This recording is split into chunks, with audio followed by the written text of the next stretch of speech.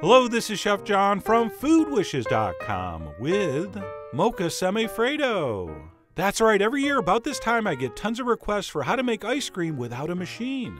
To which I usually respond, you can't buy a machine. But during some recent experiments with Semifreddo recipes, I realized that this light but still decadent frozen Italian dessert was the answer to that question.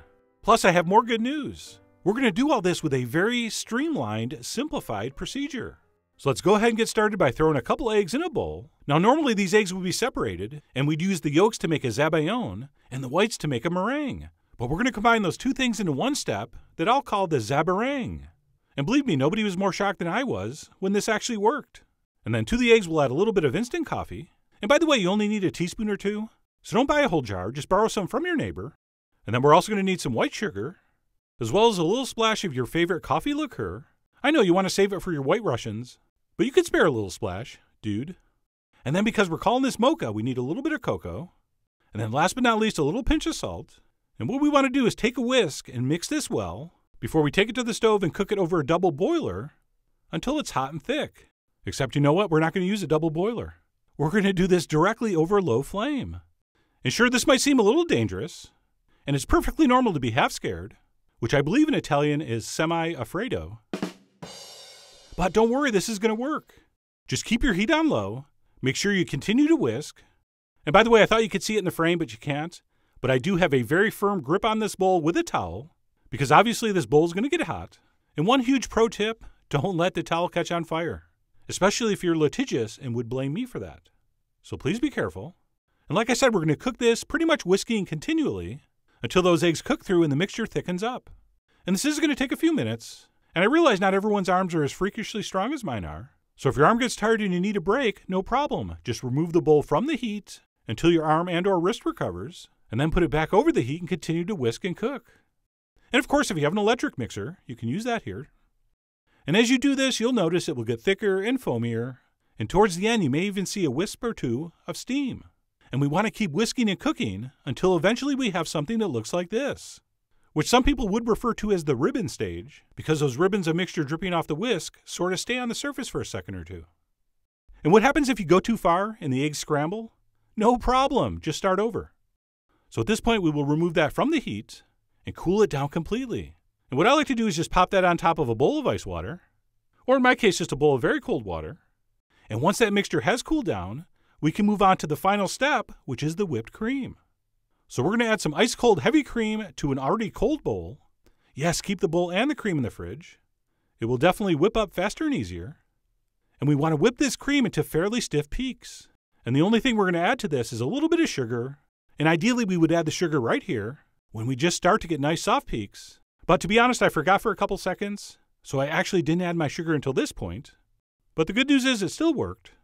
So we'll add a spoon of sugar, and we'll continue whisking until, like I said, we have fairly stiff peaks. Okay, you see those nice sharp lines? That's what we're looking for. And be careful, don't go any farther than this, otherwise you're going to make butter. And once our whipped cream is set, we are ready to combine our two components. So by now our egg mixture is fully cooled, and for some reason I decided to give it a mix. Sometimes it's just fun to stir something.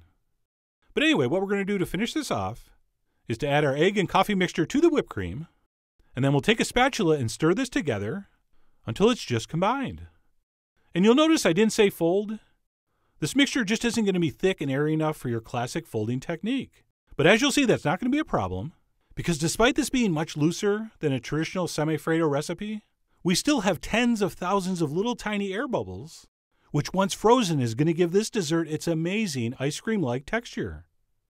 So we'll go ahead and we'll stir that, mix that, fold that until it just comes together, at which point you can transfer that into literally anything to freeze it. So because I'm doing a mocha version, I'm going to freeze and serve mine in some coffee cups. And I'm just doing 2 here, but if you make a bigger batch, you can do this in a loaf pan and slice it, which is the traditional way to serve it. So I transfer that into my coffee cups. And then by far the hardest part of the recipe, we got to wrap these in plastic and let them freeze completely. Overnight is best.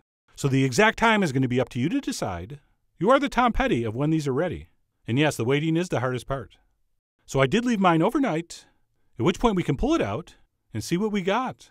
And in case you're wondering, Semifreddo means half cold or half frozen, which if everything's gone according to plan is the exact texture you should get. So we shouldn't have anything that's hard and brittle. We should have something that, even though frozen, is still soft, light, and luxurious. Almost literally half frozen. So this was just perfect. But anyway, let's go ahead and garnish these up. And all we're going to use for that is just some very lightly whipped cream to sort of simulate some steamed milk. And then once we've garnished those with a little bit of whipped cream, we'll finish with a dusting of cocoa. And our Mocha Semifreddo is done. So let me grab a spoon and head right in. And despite doing everything compared to the traditional recipe completely wrong, not only do we have a beautiful, deep coffee flavor, but the texture really is amazing. All right, it's somewhere in between a very light, airy ice cream and maybe a sort of dense frozen mousse. I mean, considering how easy the recipe is, and that it's not churned in an ice cream machine as it freezes, I really think we've achieved a remarkable mouthfeel.